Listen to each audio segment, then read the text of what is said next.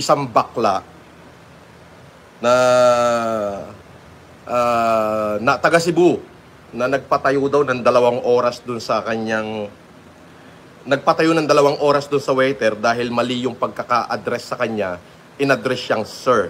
I think the name is Bacalso. Ha?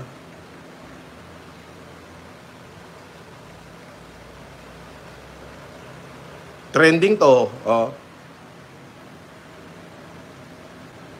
Okay.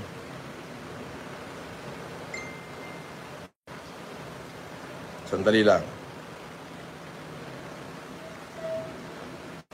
Tapos meron ditong post na sinasabi niya na ang pagkakaintindi ko rito is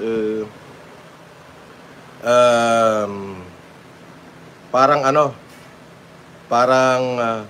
ito yung mukha niya. Ito. Ayan.